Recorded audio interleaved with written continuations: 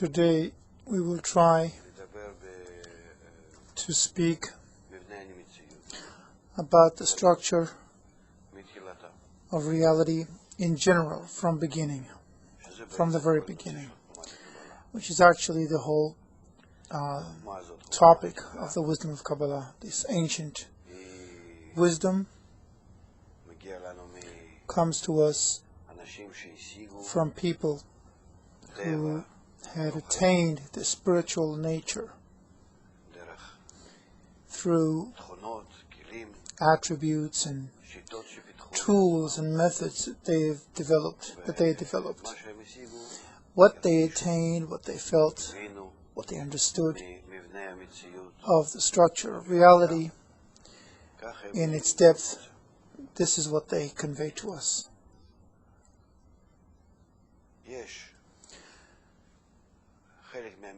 There's a part of reality where we exist,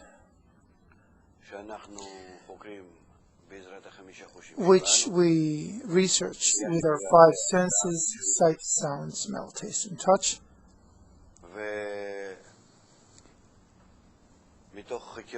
And through our research, we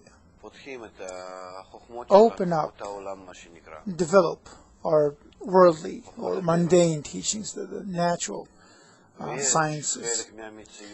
And there's another part of reality which is concealed, meaning that we do not feel in our five senses.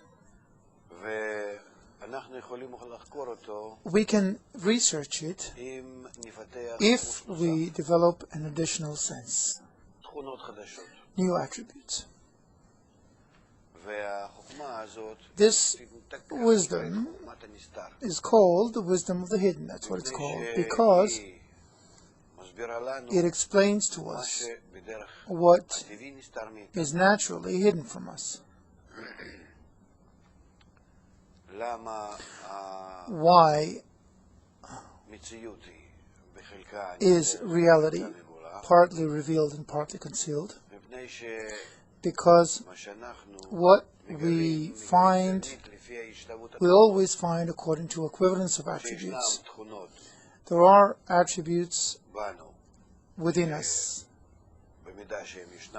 that we find what's around us to the extent that they exist, but we lack attributes that if we develop them, we will discover the same attributes in forms that are outside us. For example, if my senses, like sound and sight, are built in such a way that I perceive some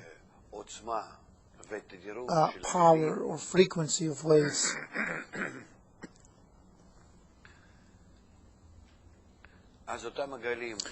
then if those waves appear outside of me, I perceive them, I notice them.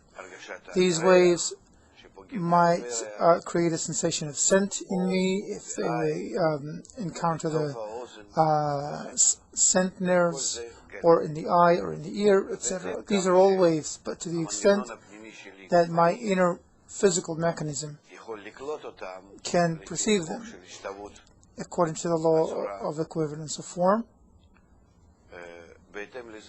accordingly I receive the overall picture, the waves outside of me, and that builds my picture of reality, the sensation of reality. Therefore, the method of Kabbalah is first and foremost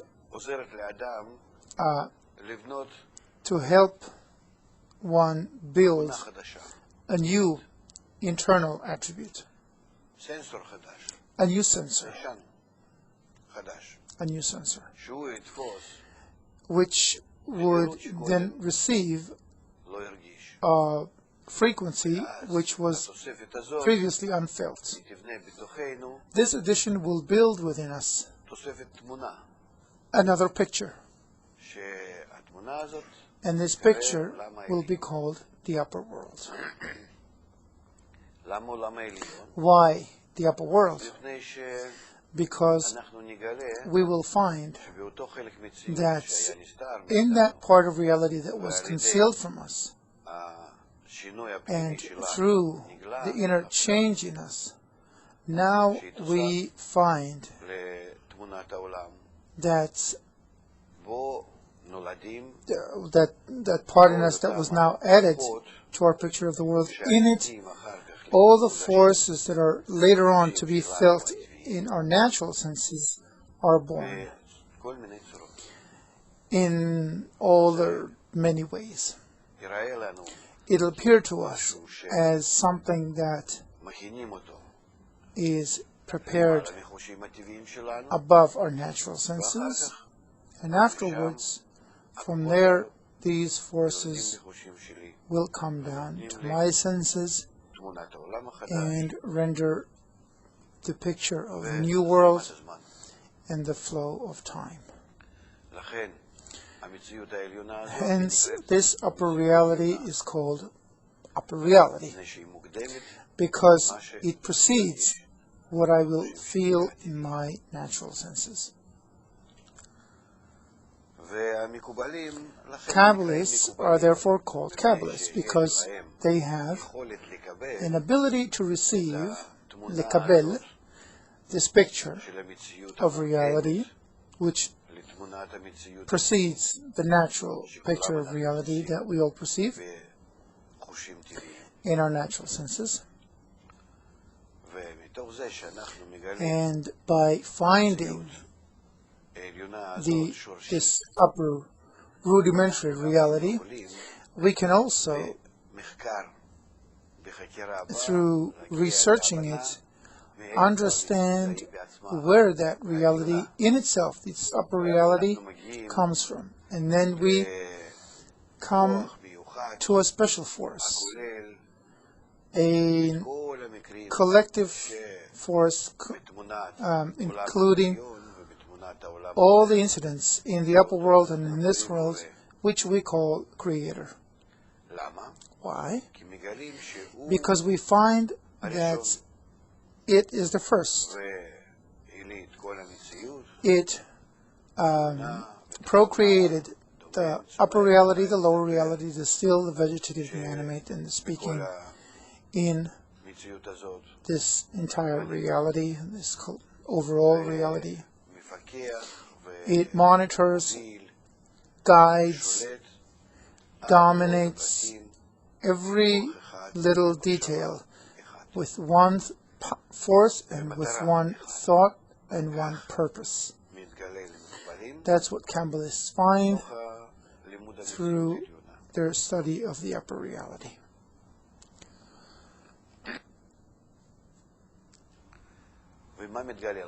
So what does appear to them? They discover that that upper force, its nature with respect to reality, meaning with respect to all the senses that we can develop, and with which we are born and feel, the bestowal from that one force. We learn from that that force is benevolent, that actually its preliminary point is that of love. That's what we feel. And from that love, from what in Kabbalah is called the desire to do good, he wanted, or it wanted, to create reality in its entirety, in the still, in the vegetative, in the animate, and the speaking, in order to benefit it. How can it benefit? Because this upper force, this force is unlimited, whole, and its love is its desire to bestow, to do good, comes not out of a want, but out of love, out of bestowal, out of abundance that is felt in its completeness. Hence, it wants to bring the creatures to that state, which in itself is in. In other words, to bring the creature to the same wholeness. But what does it mean to bring the creature, meaning someone outside of him, to his completeness? There seems to be a contradiction in terms here. If the Creator, this upper force, is in a perfect state, how can there be anyone else in that perfect state too? It has to be, or it would have to be exactly like that force. It would have to be the same. Or is it enough to have the same property? Here we run into the first terms of Kabbalah. What does it mean to be like someone else? Like someone. Being like someone, or as Kabbalists put it, to be in equivalence of form with someone, to be similar to someone, means that there are two bodies, desires, creatures, or creator and creature, whose natural form remains the same, and the attribute or the desire or the intention in them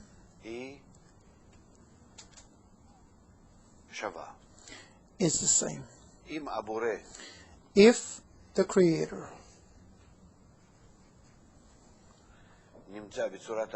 he wrote Creator is in a form of bestowal, and we do not speak of his substance, of who he is, that is something we do not perceive.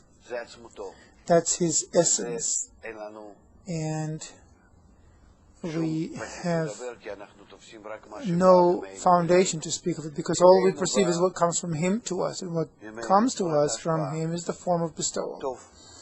Good, abundance, that's what we feel. His attributes toward us is bestowal. And if we, regardless of our nature, of what nature we're made of, if we, the creature,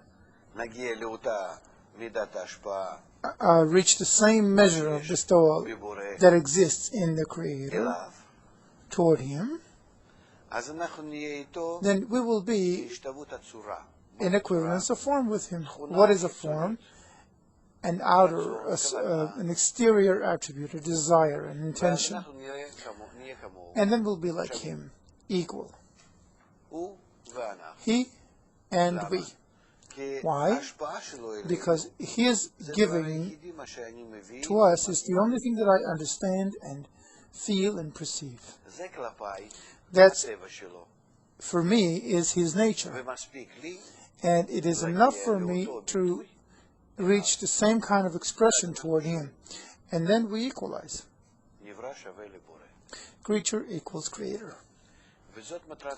This is the purpose of creation, from the perspective of the Creator, to create the creatures and to bring them to a state of being like him, because his state is wholeness.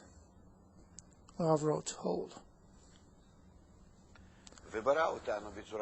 And he created us in such a way that we crave that wholeness. And our sensation of not having that wholeness is called want or lack or deficit. Chisaron in Hebrew. In our nature, there's an unending drive to reach the wholeness, the completeness of the Creator, which stems from his thoughts of us, which is called the thought of creation, to do good to his creations.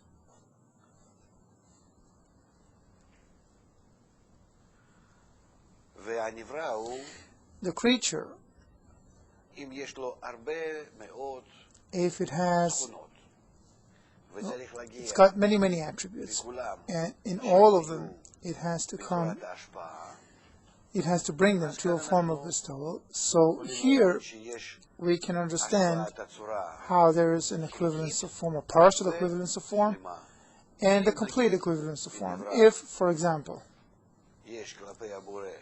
within the creature, there's a part of the creature which is in attributes of bestowal compared to the Creator, and a part is not in bestowal, then to the extent that a part is in bestowal, to that extent they are close to one another, the creature and the Creator.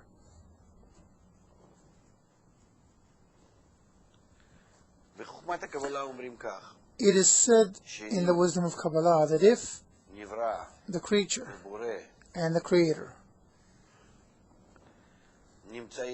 are in a state where the creature is entirely not in the state of bestowal like the Creator, then they are as far away as possible from one another. Like the East from the West, like two things, there is no greater oppositeness and no greater distance than that. If the Creator and the creature are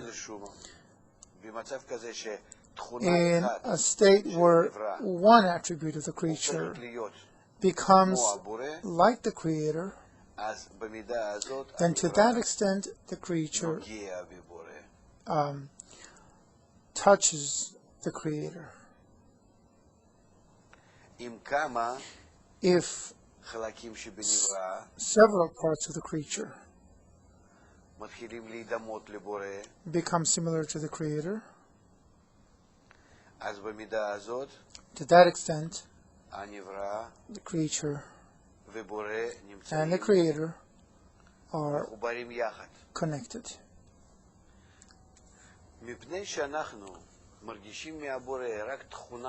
Because all we feel from the Creator is His attribute of bestowal, and we don't feel anything else. We cannot find it. It belongs to His essence, something that we do not perceive or attain. So we only perceive Him as an attribute of bestowal, like a mother feels the mother or perceives her as being entirely toward Him, toward it, to serve it, care for it, and it doesn't perceive the essence of the mother.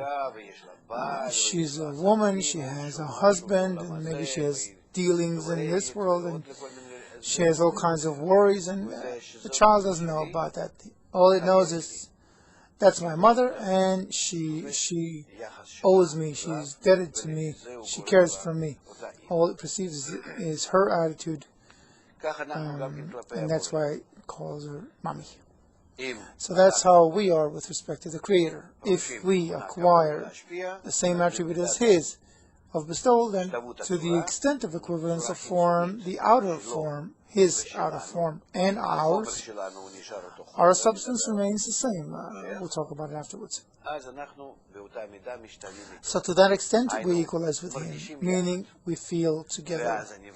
And then the creature is in the same state as the Creator, which is called good, where according to the thought of creation, it reaches a state of wholeness. If all the attributes of the creature are in a situation where they are like the Creator, then they are,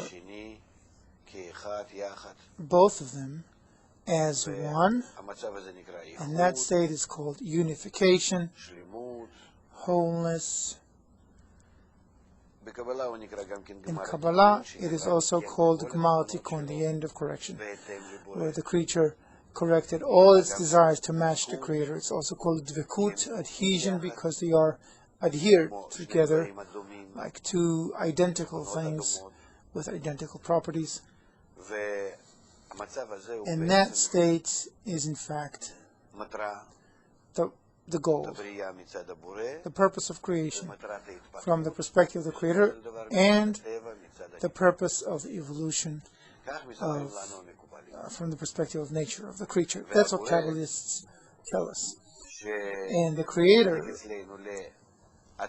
whom we divide to His essence, and then the Creator with respect to us, who creates us through the attribute of bestowal, and thinks of us that we should be similar to Him. It gives us, it makes us, influences after the birth to become similar to Him. And His thought about us is called the thought of creation.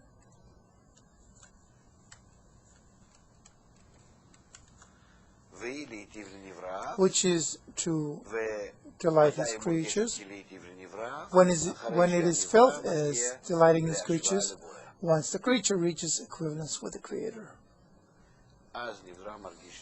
then the creature feels good. On the way, as the creature corrects itself here, the path of work on equalizing the form, that's the path of evolution of the creature, during which the creature perhaps might not feel good because it hasn't obtained the final worthy state yet. So Kabbalists say, actually, why do we attain the wisdom of Kabbalah, understand what happens with us, feel, open up the world that we are in? Why was it given to us? And not like the other parts of reality, the still vegetative and speaking. It's because in a transition from 3 to 4, we are in a state of choice, where in this state we only advance through our free choice. It is here that we have to give of ourselves, make an effort internally, exert to understand. There's a drive that has to be here, and only through this effort do we advance, and not in any other way. That's why the wisdom of Kabbalah comes to explain to us what kind of effort we need to make here in order to reach a state where we are born. That's state number 3. From there to this state that we eventually have to reach, which is number 4. And what actions in our desire, in our consciousness, do we have to make on ourselves in order to come from the oppositeness of form, where the Creator is yes and we do not, does bestow and we do not bestow, to the state of completeness, of matikun, and of correction and unification and dvekut or adhesion. Along the way, the Kabbalists tell us that a part of the way we experience unconsciously, not knowing where we are, what we have to do. We just live, exist. We're born, we live, we die, and we're reborn and live and die again. A part of the way we have to experience consciously. We begin to take an interest and accordingly understand where we are, in which world, in what reality, what we have to do, how we should flow with thought of creation to delight His creatures. And this thought of creation to delight His creatures, which operates reality, pressures us, presses us to move from state 3 to state 4. That's why Kabbalists say that the reason for all the troubles and torments and unpleasantness, from the smallest to the greatest, the only reason for any bad feeling, any want, is that thought of creation to do good to His creations. It comes from the abundance of the Creator, who wants to give it to us. But that's what prompts us, pushes us to acquire equivalence of form, and that is why we feel its pressure so negatively. Negatively in the sense that we feel bad, torments, difficulties on all kinds of levels. And it is in fact a lack of equivalence of form, or absence of it. Because if a situation where we are together with Him is a situation where we feel as good, before we come to that state, we will feel bad. Bad is felt according to the level of the development of the creature, according to the states where, according to the thought of creation, it has to advance, it has to evolve, etc. So this is what we learn about in the Wisdom of Kabbalah. So the Wisdom of Kabbalah engages in who the Creator is, because the Creator means in Hebrew, Bore, come and see, Bore. In other words, we can discover Him, come close to Him, understand Him, and accordingly understand how we should change according to Him. So the Wisdom of Kabbalah engages in the Creator, or deals with the Creator. It deals with the entire reality, the still vegetative animating speaking, both the upper, which we feel only through the additional sense, and the lower, which we feel as the still vegetative animate in our world, where we are born with 5 senses.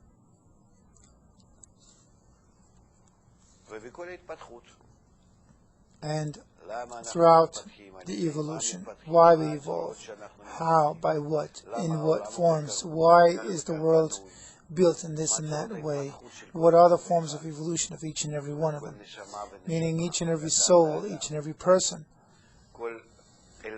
each element in reality. Why is reality built specifically this way, and what are the interconnections between all parts of reality? For all in all, we, as creatures, the highest, the most conclusive in reality, have to bring the entire reality to that same state of unification, wholeness, K'mar Tikkun, and Dvekut, adhesion, at the end of correction. And as we've said here, our way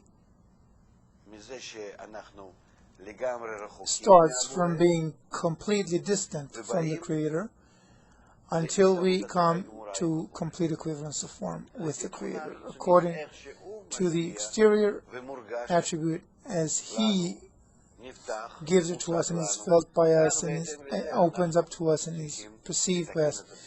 Accordingly, we have to correct ourselves and on the outside be that way toward Him. And why do we begin the way from the opposite end, where the Creator created us, as Kabbalists say, in oppositeness of form from Him? That state number 3 is a state where we are completely opposite from the Creator. And state number 4 is where we are completely similar to the Creator. And the path is called the path of correction through choice. Why do we need to experience all that? Kabbalists say that in order to feel the state of dvekut, of adhesion, we have to feel the state of lack of dvekut, because every state in the creature is felt through its opposite state. As it is written in Kabbalah, as far as light excelleth darkness.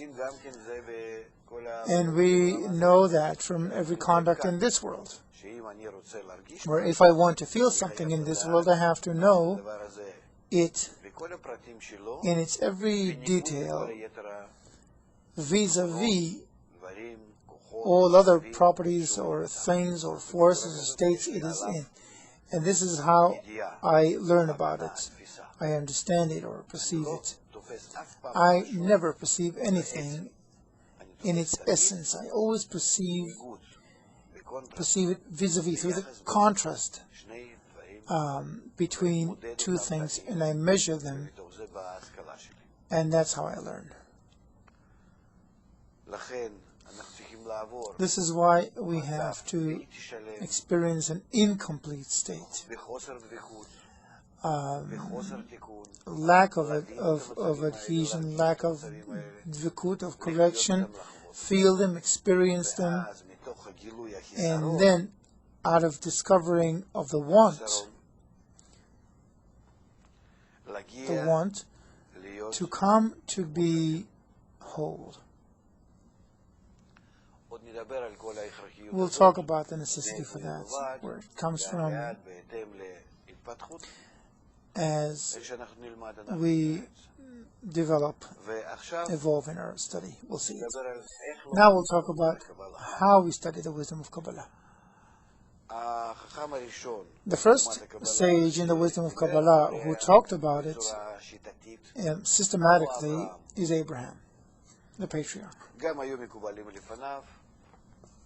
There were Kabbalists before him, but he was the first to write and leave behind some of his writings. Kabbalists attain the upper reality, and the entire reality, including ours, meaning the upper roots, and their phenomena here in our reality. They feel it as one, and they explain to us about everything that they feel. They begin to feel in the tiniest sensation in the root of reality what is beyond what we see, and feel ourselves and everything around us. So from the smallest sensation to the greatest or deepest sensation, which includes everything that exists and that came out of the Creator, which is called created. This includes the upper worlds, our worlds, the creatures in every world and in our worlds, the conducts of guidance and providence and corrections and evolution to the end of every single situation. But they feel those situations, this reality, gradually from the state of an ordinary person, as we do, where we feel nothing except what we see around us and perceive around us. We see where we are and start thinking about it, of where we are. Even to think about it is not a simple thing. And they begin to penetrate through this picture to the forces that stand behind it and discover what they are. And once they penetrate into reality, they come to a state where they see it in its entirety and begin to think about it as a mechanism, a uniform system, which is called the reality. Normally, they do not speak of the way by which they attain it, research it, conclude things, just like scientists in our world. Why should I care if some scientist discovered a medicine or a good thing or a remedy, and perhaps he was working on it for dozens of years and he was looking and he made all kinds of mistakes, and the efforts that he made, at the end of the day, he explains to me what he'd reached and what he's attained now and what he can now share with me and do good to me. Kabbalists are the same. They don't explain to us, usually. There is a part of Kabbalah that explains it too, but normally they give us the picture that they attain at the end, once they see reality from above. And because in the end they come to a state where they know the Creator, the attribute of bestowal, Him, so they begin their story about this adventure, this trail of discovering reality, not from below upward, not from how they started and how they evolved and came to this overall conclusive vision. But they start from the Creator, from this force that decided to create reality, and how from the thought of creation, how it started doing things and implemented. That's how they begin.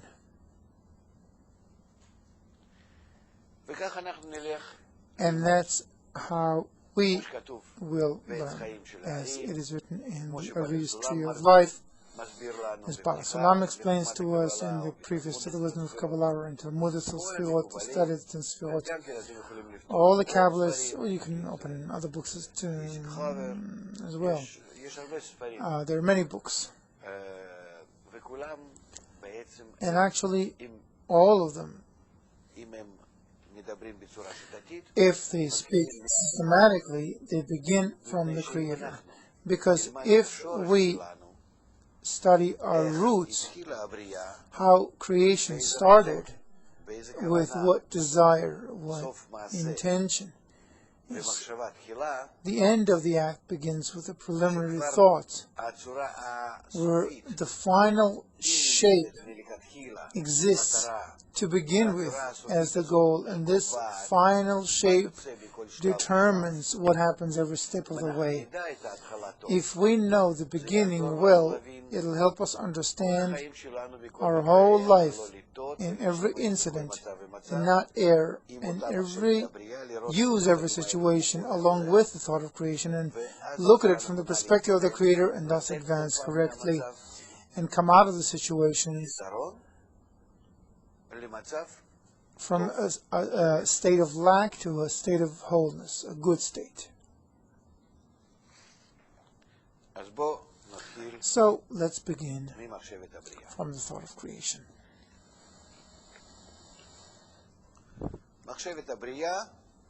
The thought of creation is the thought of the Creator, to create the creature in order to benefit it. That thought of creation is what we call light, or Bchinat Shoresh, the root phase. It is the root of the entire reality. Prior to the thought of creation, Kabbalists say that there is some term called Atzmuto, his essence. This term indicates that he is unattainable. He is locked, closed, and cannot be perceived by us, except the fact that it exists.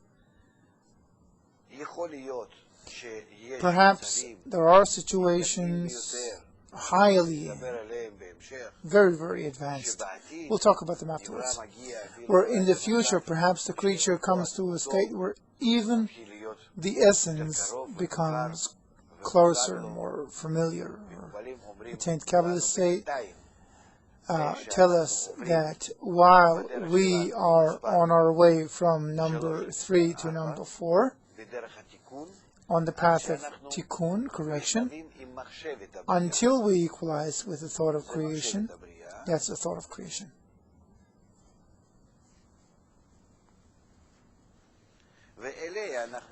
And that's what we have to equalize with, not above it.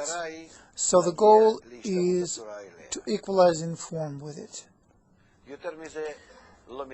And we do not speak of more than that. This is actually the goal. The light, the thought of creation, to do good to his creations, creates something called a desire to enjoy, to receive, a want. It's called Bchina Aleph, phase 1. Why? Because if the light, the Creator wants someone to enjoy, it has to create something that will want to take pleasure in him. So that phase 1, or B'china Aleph, is called a desire for pleasure or a want.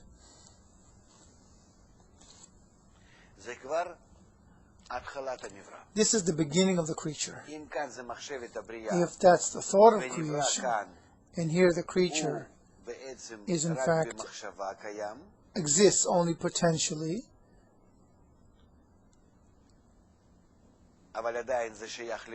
but it is still a part of the Creator.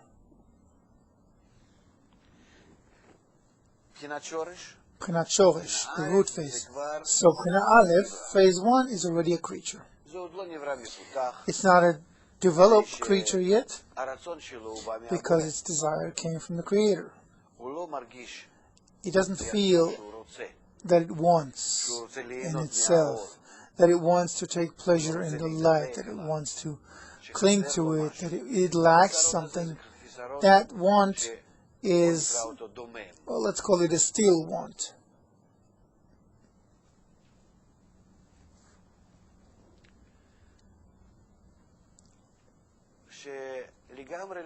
It is it doesn't obligate it to anything. Why? Because it comes from the outside, meaning the substance of creation, the desire is the substance, is not ascribed to the creature at all. You can't say that the creature exists as such, that it is outside of the Creator, because everything in it comes directly from the Creator, from the light. This is why it is completely dominated mandatorily by the light, and that's why this desire is as yet one that you cannot say that it is a desire that is outside of the thought of creation. But that desire, when it begins to feel, how does it begin to feel?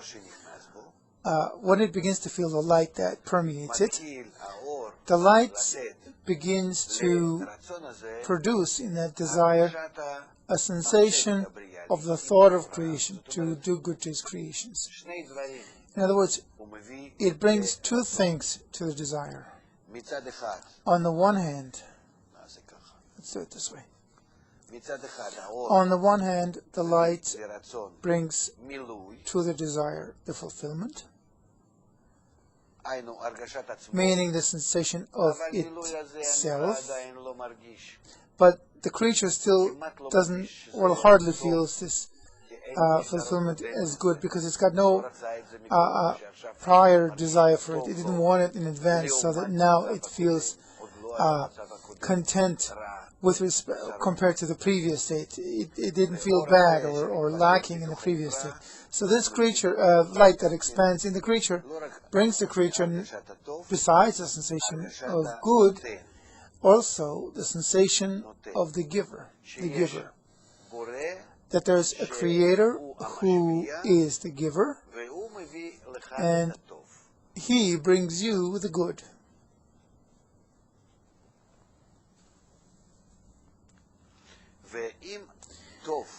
And if the good, the light, comes directly from the Creator, then the sensation of the giver comes to the B'china Aleph, to the first phase, indirectly. It comes clothed within the light. You can draw it this way. A light comes, and within the light there is the sensation of the Creator. It's as if I receive a present from someone, and I can see only the present. But when I see it, I see that it is very much for me, how suitable it is for me, how good it is to me. So I begin, because of that, to find that He knows me, that He wanted to do good to me. He loves me, He understands me. He is all for me. So from within the present, I begin to perceive the giver of the present. Not Him, but His attitude to me, toward me. He loves me, He understands me. He wants to benefit me, and this is what He did. So the first act in creation is already the attainment of the Creator. And this is what brings the creature to evolve, makes the creature evolve. So from this we can understand only one thing. Every element, every state of the creature that changes during its evolution is a greater attainment of the Creator. Even in our world, even in our state, where we do not know where we are, and where we are evolving to, still, every single development means greater and greater closeness, nearing to the attainment of the Creator, which stems from the first act here at the very beginning of creation. So what is Bchina Aleph, the first phase? It's a mere desire to enjoy, which is called the substance or the matter. And this Bchina Aleph contains within it two parts. The first part is the sensation of the present, and the second part in it is the sensation of the giver of the present. The difference between those two parts is that the first part is a state, and the second part is the attainment of the reason for the state.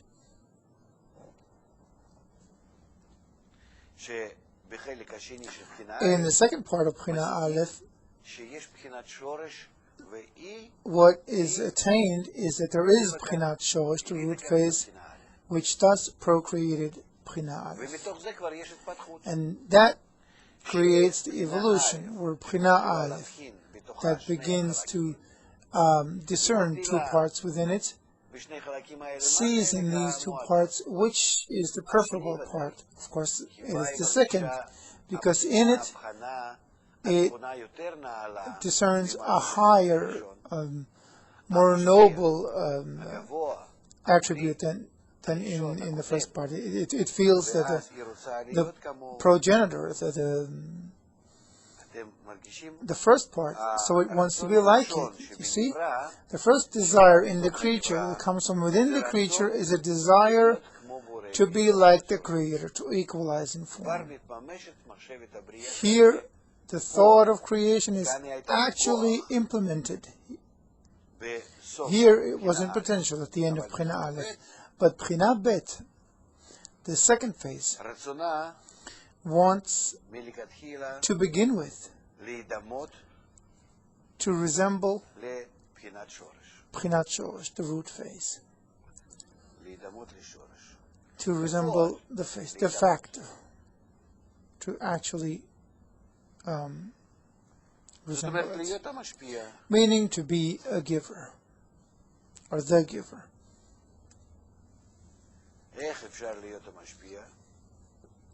How can it become the giver? How can Bchina Bet, phase 2, become the giver? Bchina Bet is an evolution of Bchina Aleph, of the first preliminary desire to enjoy. That desire to enjoy is the entire substance of creation.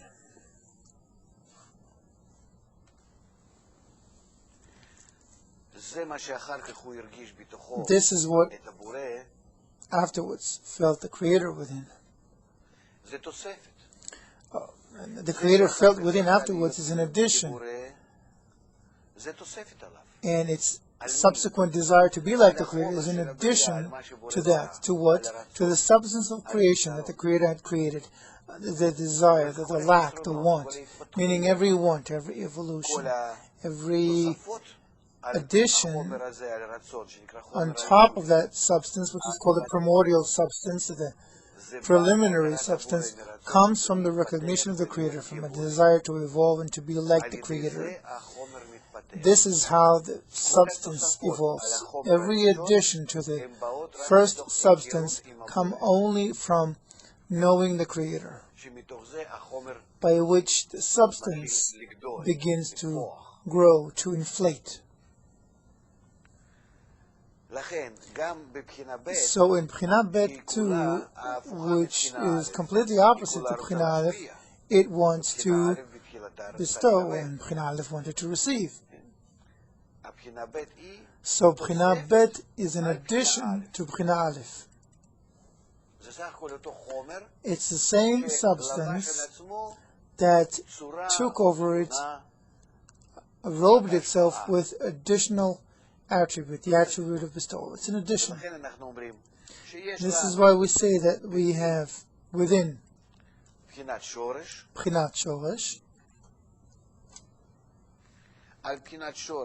over B'chinat Shoresh we have B'china Aleph, phase 1, and over B'china Aleph we have B'china Bet, phase 2.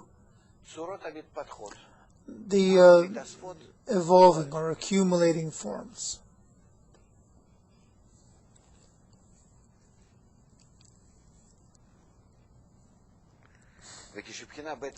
When this B'china Bet wants to give, wants to be like the Creator, it begins to think, so how can I be like the Creator? To give, to whom, and to what?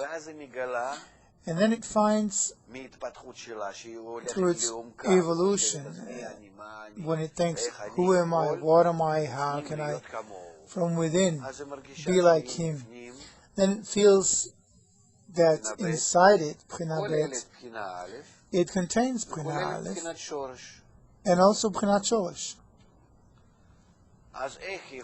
So how can it resemble Shoresh?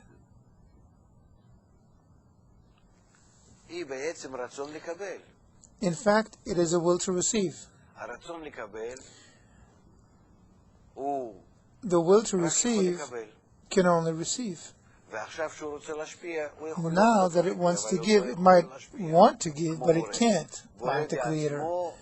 The Creator is the giver himself, but what can the creature give? So then it begins to understand that because the Creator loves me, because of the thought of creation, to do good to me, I can use that thought. If I receive, because He wants to give to me, because He wants to delight me, to please me, meaning out of the desire to bestow, in the second part of B'china Bet, there comes a thought, the thought of bestowal upon the Creator. How? By receiving. By receiving of light, by receiving light from the Creator, and that's what He's going to do. He receives light from the Creator, just like in B'china Aleph, and exactly like B'china Aleph, because in B'china Aleph it knows that's what the Creator created in order to give me, both the desire and the light, just like in B'china Aleph. And I receive it because I want to be like Him, like in B'china Bet.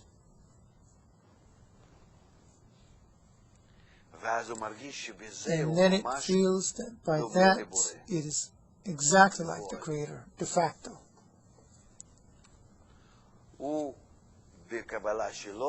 By receiving, it actually gives de facto to the Creator.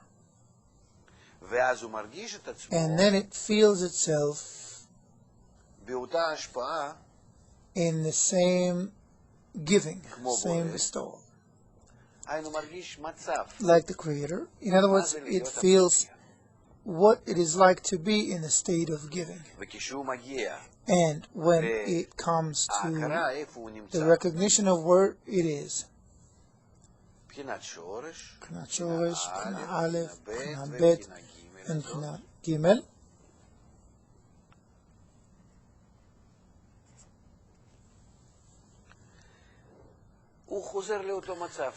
So it goes back to the same state. Who am I? I am a desire. Desire for what? I once had a desire to receive, which is my nature. Afterwards, I had an additional desire to bestow. It's an addition.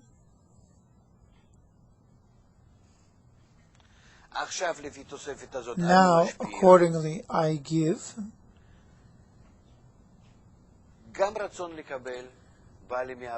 The will to receive also comes to me from the Creator, and the will to bestow comes from the sensation of the Creator. What I did overall thus far came directly from the Creator. Where actually I was only activated. That's how it's called in the Wisdom of Kabbalah. The acting force in the acted upon. So who am I in that case? So now it begins to think, who am I? Where am I?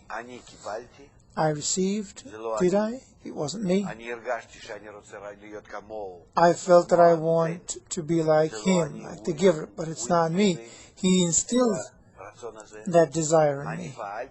Was it my doing to be like him? Where am I? So then it begins to feel. Me means feeling the way the Creator feels. That sensation is a rudimentary sensation that does not come from the Creator. That is what you have to feel from within the creature, and that's where it begins to be designed in the creature.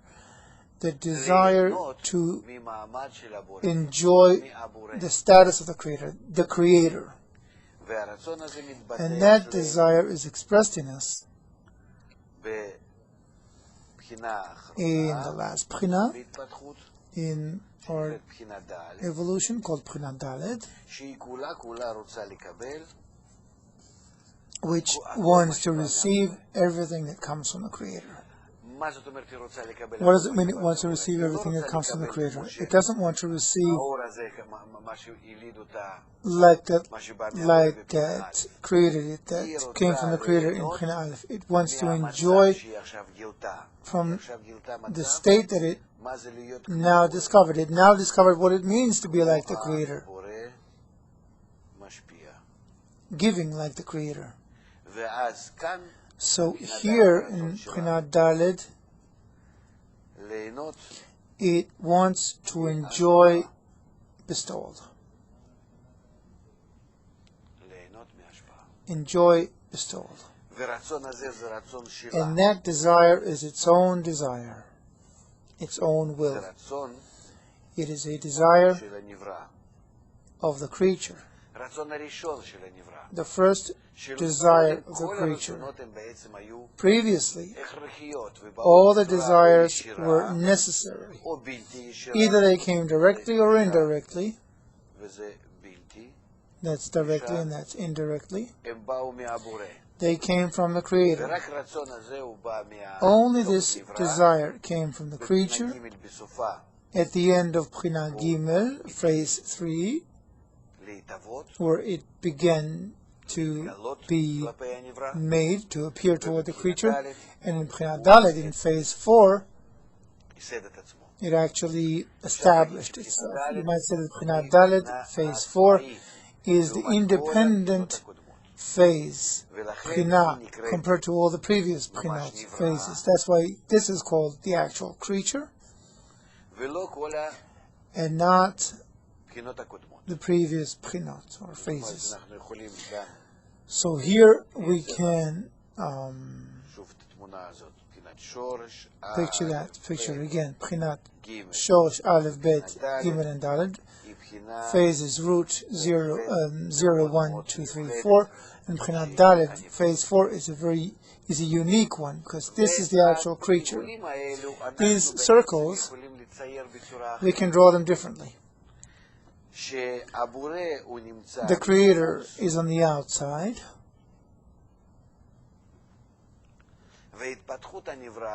and the evolution of the creature comes from without inwardly. This is the outermost B'china, that's B'chinat Shoresh, the root phase, and the last B'china that we'll have here is B'chinat Dalet, phase 4. Kabbalists picture the evolution of these 4 B'chinot in this way, although you can do it either way.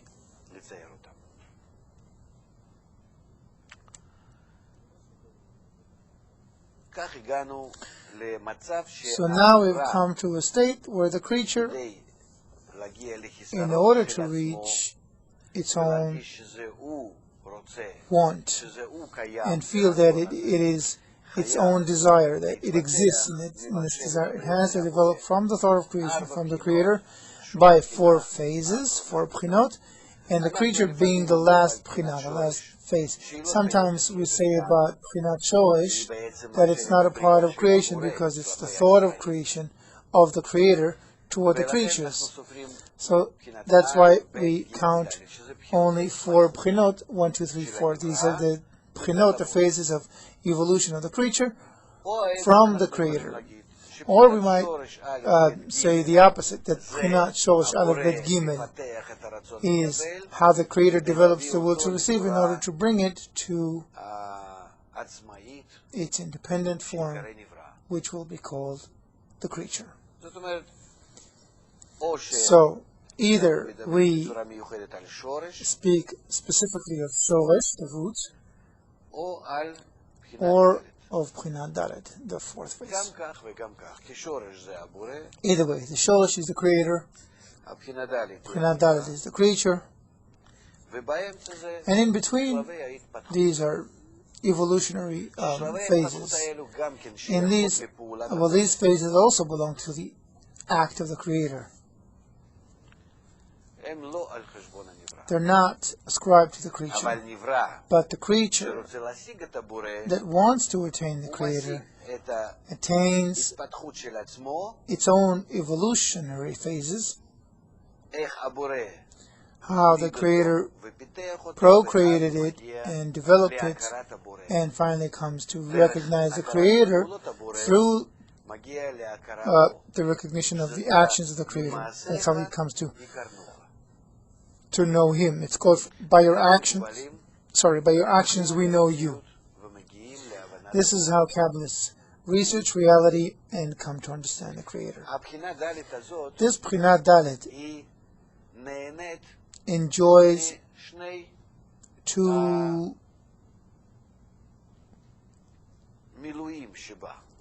both fulfillments in it. One is actually the light that comes from the thought of creation. The other fulfillment comes from the status. It enjoys understanding what it means to be the Creator. These 2 forms of fulfillment. And that fulfillment fulfills it entirely. The will to receive in it, the will to bestow in it, the desire to have the degree, to acquire the degree of the giver, to enjoy being the giver, the actual giver. That desire is actually not a desire to bestow, it's a desire to enjoy. It's a desire to receive. It is an evolution of that desire that exists in B'china Aleph, the desire to enjoy, but it came through its evolution to a state that it knows what it wants to enjoy. It wants to enjoy the status of the giver. Or let's put it this way. The child enjoys both what it receives from its mother and the fact that its mother gives it or cares for it. It doesn't just want to receive something, it wants its mother to serve it and feel it. Because the creature discovered who the Creator is, the giver,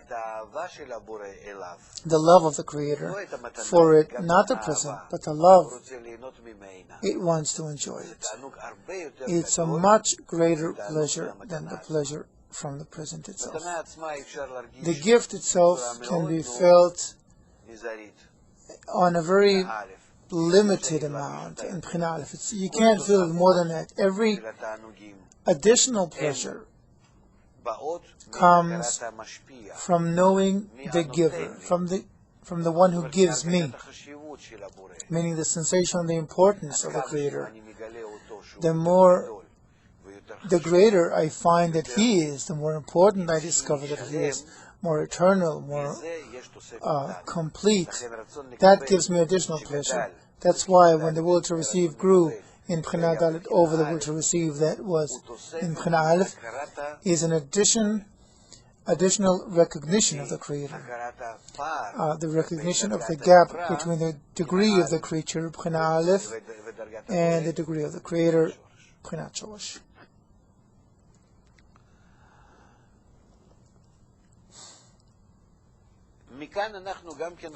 So from this we see that if in some place in creation we have something which is called a creature, or part of it, some desire, some entity, there has to be in it an evolution of these four b'chinot, four phases, which are called Arba B'chinot, Dalet B'chinot Dor Yashar, or four phases of direct light, by which the light comes and develops a desire in it, which is in it as a point or a primordial substance of what Kabbalists refer to as existence from absence, because here in the thought of creation it exists as a preliminary point which doesn't exist before that. That's why it's called existence from absence. So this point develops, and then we have some thought, some lack, some want, some motion, some drive, urge in the creature, which is felt as, this is me. We must never forget that it comes as a result of the evolution of four previous b'chinot to that desire. And these b'chinot come from above, from the Creator. It is not that they just pop up in the creature and it feels some desire. If a thought comes to me, it always evolves by several previous phases, and it comes from the light, from the Creator. Therefore, we can always say the creature consists of four degrees of development, and this is why they're called this B'chinat Shoresh, and Aleph, and Bet, and Gimel, and Dalet, yes, root, and 1, 2, 3, 4, or we designate them by letters, Hebrew letters, Yud, Hey, Vav, Hey, which are the name Havaya.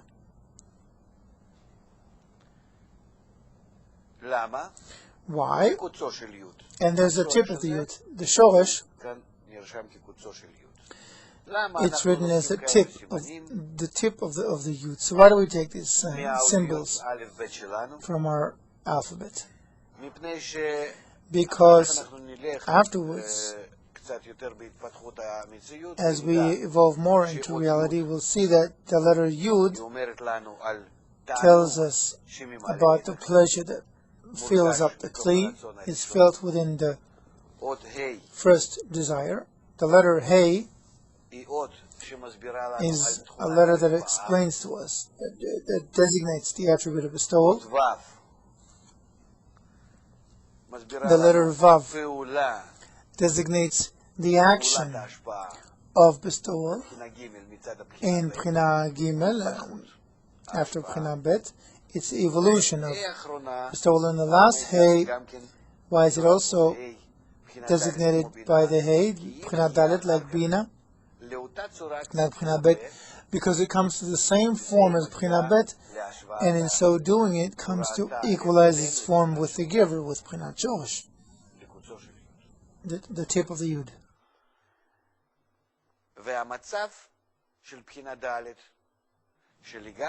The state of B'china Dalet is that it is completely filled, whole, in its every desire. That state is called Ein Sof, infinity, or the world Ein Sof, the world infinity. A world, olam, is a sensation, a state, a sensation in the desire. Because B'china Dalet is filled up, is fulfilled in all its desires endlessly, infinitely. That's why it's called infinity, Ein Sof.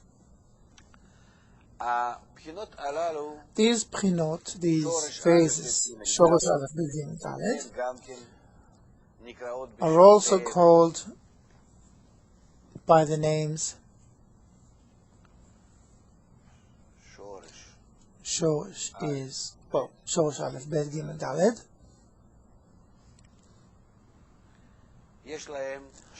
They have names. First of all, we'll write it as Havaya. That's the tip of the Yud. Yud, Hey, Vav, Hey. Instead of Hey, we say K, in order to not really emphasize these letters, which talk about forces, spiritual forces. So we'll say K instead of Hey.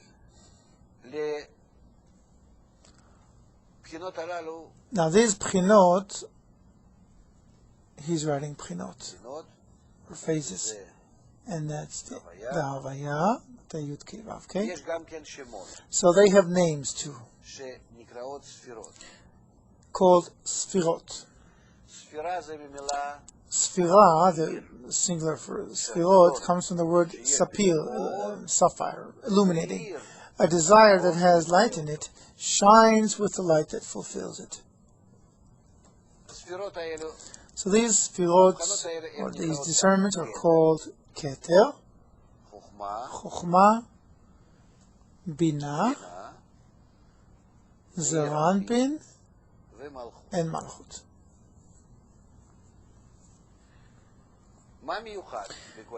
What is so special about these names? Keter comes from the word title. Keter, it's the beginning, the thought of creation, which it also comes from the word crown, Keter. So it crowns and controls reality from beginning to end. Chokhmah, wisdom. Why is it called Chokhmah? Because here in B'china Aleph, we see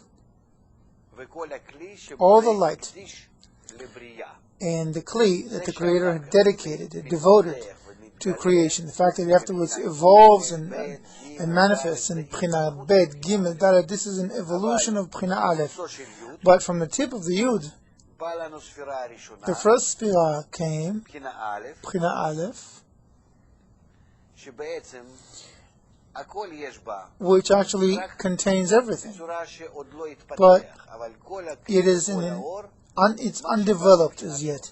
But it's got the entire Kli and light that came from B'china Shoresh. You might say, yes, but afterwards in B'china Bet, we feel who the Creator is, what His attribute is. The Kli begins to want to be like it, and even be like it de facto. It's all true. These things exist in potential in B'china Aleph. B'china Aleph is everything that comes from the Creator to creation.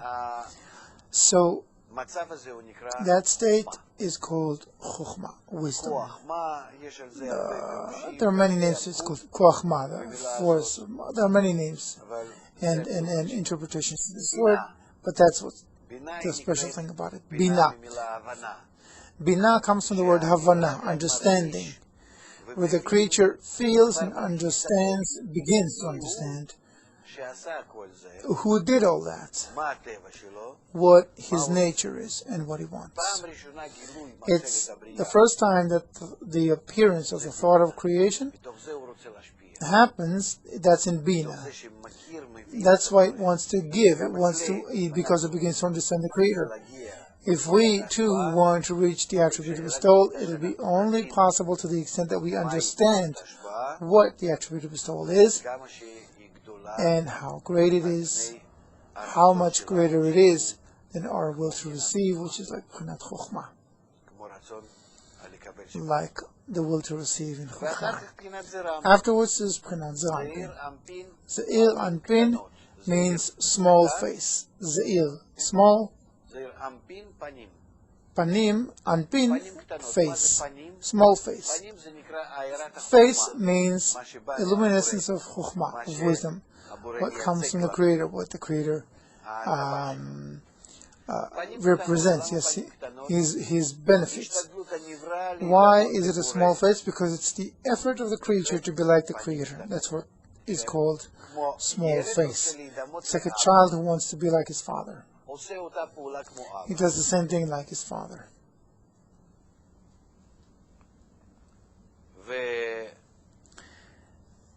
And Malchut is called Malchut, kingship, or kingdom, because it controls its desires. Now, it's the first time that its desires are independent. It fulfills it and feels it. It, or she actually in Hebrew, is the beneficiary, enjoying both the present and the giver of the present. So all in all, we see that we have 5 Pchinot, or 5 Sfirot. There are situations where we feel that we have not 5 but 10 Sfirot. Why? Where do we get additional 5? We have 5 more within the Zeir Anpin, which contains special discernments within. They are called Chesed, Gvura, Tiferet, Netzach, and Hod, and Yisod.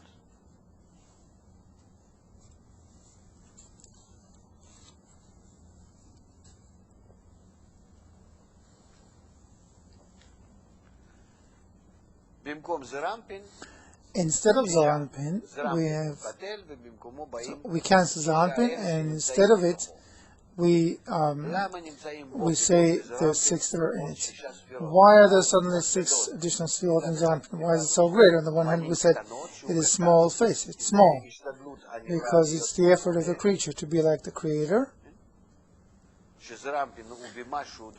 When Zeir Anpin is somewhat like Keter, Keter gives to the lower Pchinot, and Zeir Anpin wants in its action to give like Keter, from below upward toward the Creator. So that exertion, that effort to give to the Creator is expressed in Zeir Anpin, where Chesed in it is like Keter, Gvura in it corresponds to Chokhmah, Tiferet to Bina. It has to consist of them in order to build this system vis-a-vis the Creator. So we have Keter, Chokhmah, Bina. Netzach is the actual act of Bina, it's Zeir Anpin itself. Hod is the Malchut, the desire of Zeir Anpin to do this act in itself. And Yesod is the sum total of all these actions. The sum total of all these actions. Chesed, Gvura, Tiferet, Netzach, Hod, the 5 Pchinot, like the 5 general Pchinot, in its act toward the Creator. So internally, although Zeir Anpin is small, it contains these 5 parts, and this is how it performs the act of bestowal from it toward the Creator. And once it discovers this bestowal, it discovers what great pleasure it is to be a giver, what opens up to me. And then it wants to enjoy the status, and this is called Malchut B'chinat Dalet.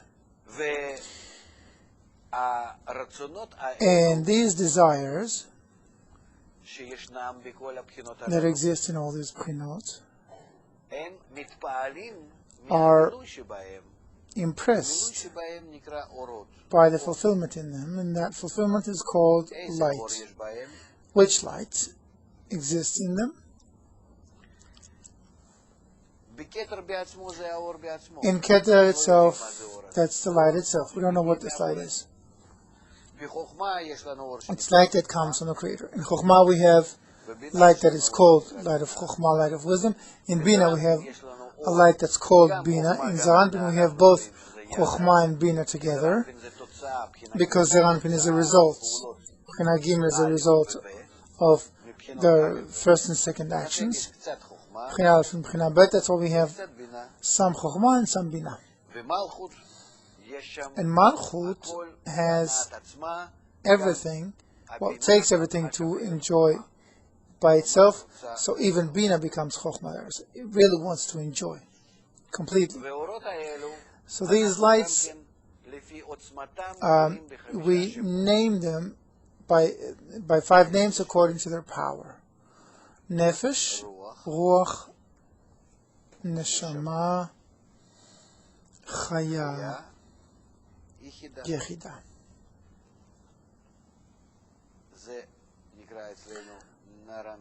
We call it, for short, Naran Chai. That's the abbreviation, Naran Chai, of Nefesh, Ruach, Neshama, Chaya, Yechida. Nefesh means Nefisha, it's inanimate. Nothing is filled. Ruach, it's like wind, so there is some change, but not at its own, on its own accord. I don't influence it, I just feel some motion. Neshama, why is it called the Neshama? It's a soul, Neshama. It talks about something within me, born in me from the upper one. It's the connection of the creature, the first connection of the creature and the Creator, according to the equivalence of the inner attribute. That's in Bina, that's why it's called Neshama. Chaya, life, means that's when the creature begins to act on its own, to move on its own. And Yechida, it's the unification. It's when it perceives and feels who the Creator is and wants to either take pleasure in His status, or, as we'll see afterwards, wants to unite with Him. These names contain many, many situations. It's not just one state in one world, one incident, but these names are used along the entire wisdom of Kabbalah, and they give us conclusive overall discernments about everything that happens with these B'chinot, Al Shorosh Aleph Bet Gimel Dalet, and their evolution.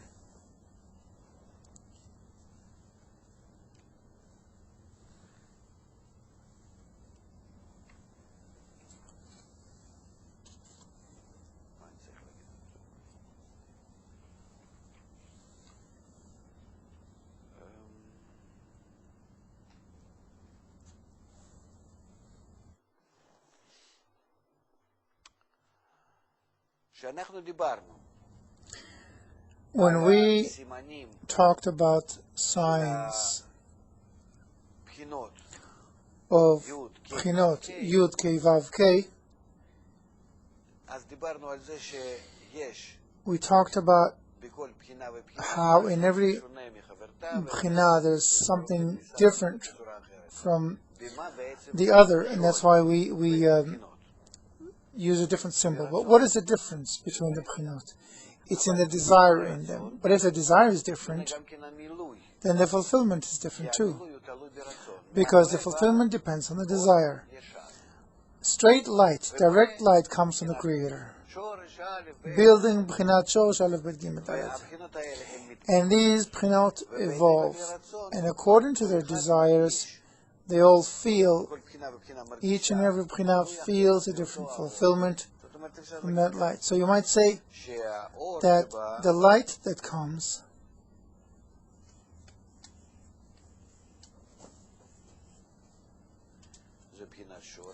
that's B'chinat Shorosh Aleph Bet Gimel Dalet.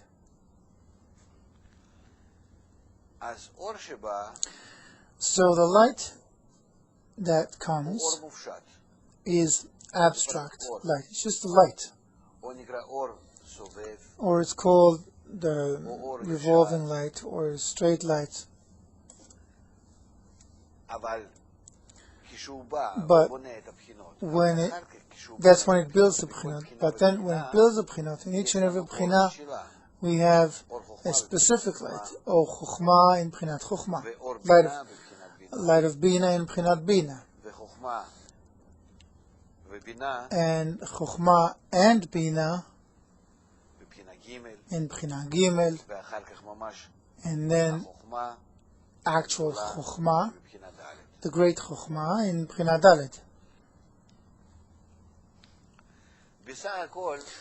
All in all, because we have only two primary attributes, the Kli, which is the will to receive. A Kli is a vessel, or a desire. So that Kli, that desire, can be either to receive or to bestow. This is why we have two kinds of pleasures. Pleasure from receiving,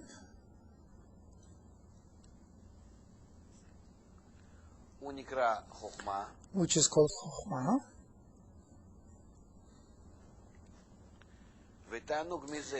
and pleasure from giving, but I enjoy this giving.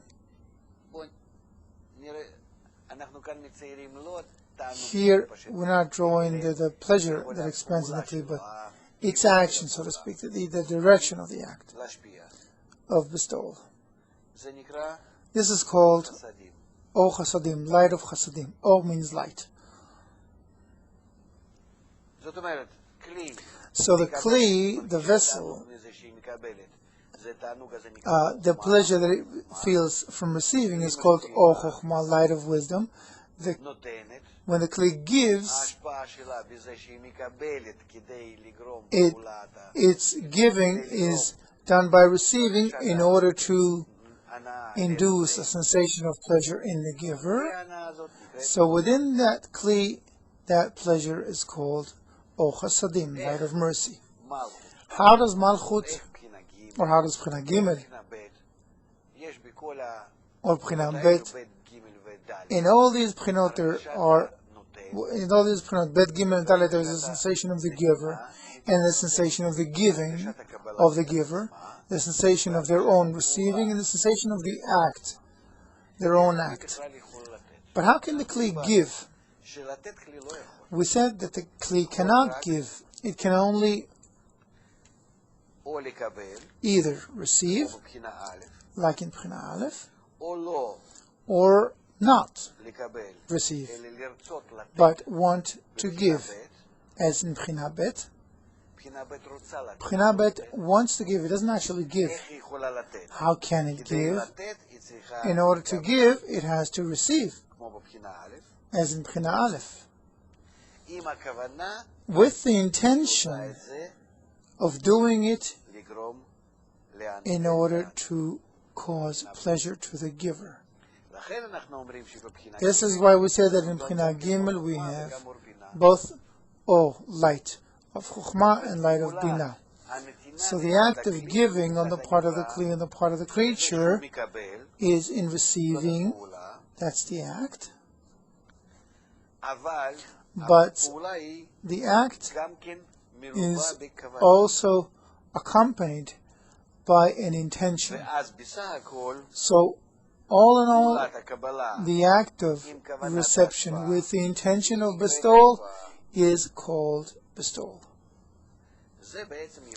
This is what the creature can give, because to begin with, the creature is a will to enjoy, to receive, to absorb, to fulfill itself, only that. Therefore, when in B'china Dalet the creature receives entirely according to the will to bestow and will to receive that it felt, this B'china Dalet is then called Malchut, kingship, dominating, wanting to receive all the situations that appeared before it and wanting to take pleasure in them infinitely. That's why it's called infinite world. Olam Ein Sof. Olam means a state of Ein Sof, no limitation in the reception of pleasure and enjoyment and abundance. What we learned today is called Dalet B'chinot Dor Yashar, the 4 phases of direct light.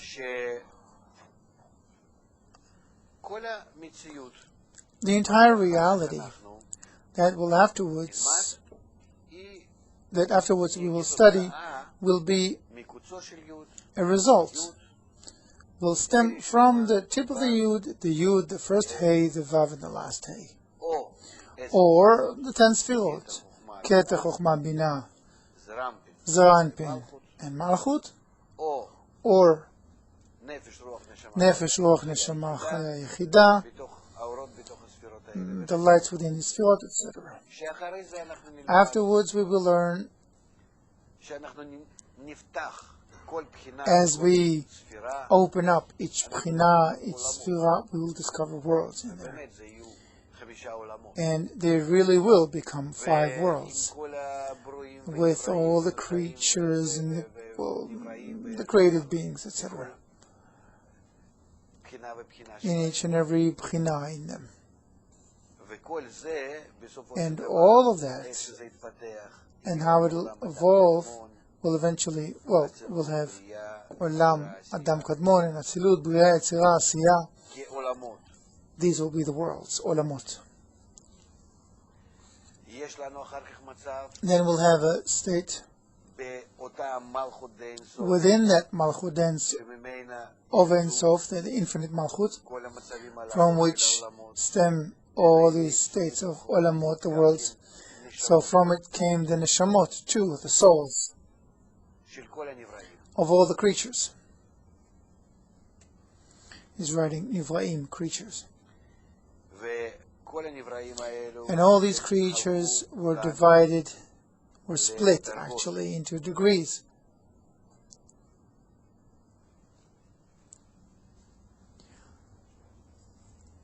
Of still vegetative, animate, and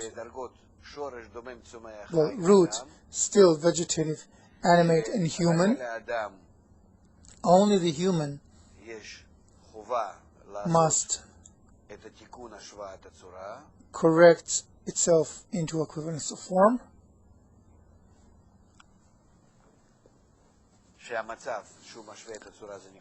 And the state of equivalence of form is called Gmar Tikkun, end of correction, meaning that Malchut, through all the worlds and all the creatures, Nivraim, creatures. He deleted the previous Nivraim. So Malchut reaches a Tikkun, correction, through the Adam, through the human, which induces the previous attributes of the animate, vegetative, still, and shoresh, root, and through them reaches the Creator.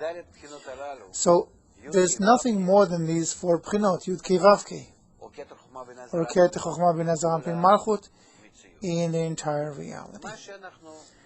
Whatever we learn, whatever we see, whatever we discover, is all, in fact, contained within these 5 discernments, especially in the last desire, in Malchut, because it contains all the previous B'chinot, and this desire is us.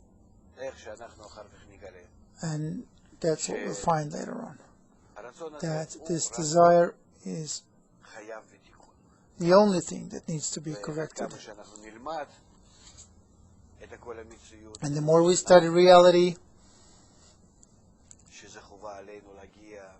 that we have to reach it, and how the means to reach Maltikun, the end of correction.